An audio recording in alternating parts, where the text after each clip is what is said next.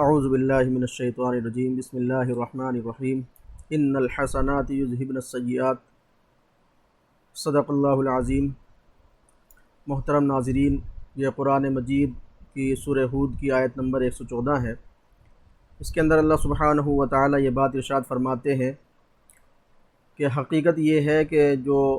اچھائیاں ہیں وہ برائیوں کو ختم کر دیتی، اور جس کا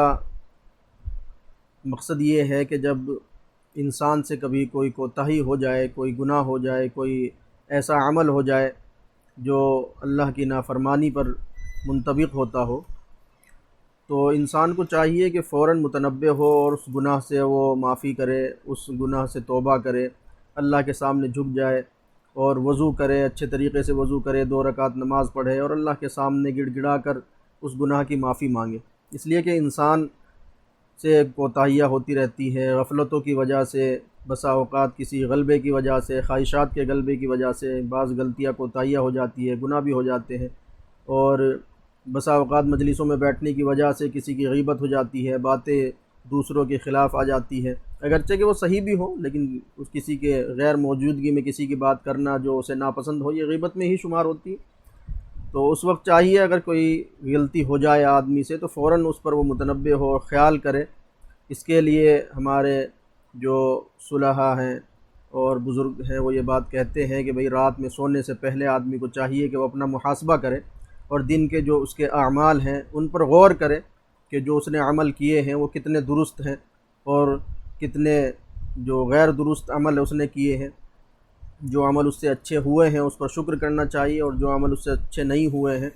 اور جو غلط اعمال اس سے ہو چکے ہیں تو اس پر اسے نادم ہونا چاہیے، شرمندہ ہونا چاہیے، اللہ سے معافی مانگنی چاہیے اور بچنے کی دعا کرنا چاہیے، کیونکہ انسان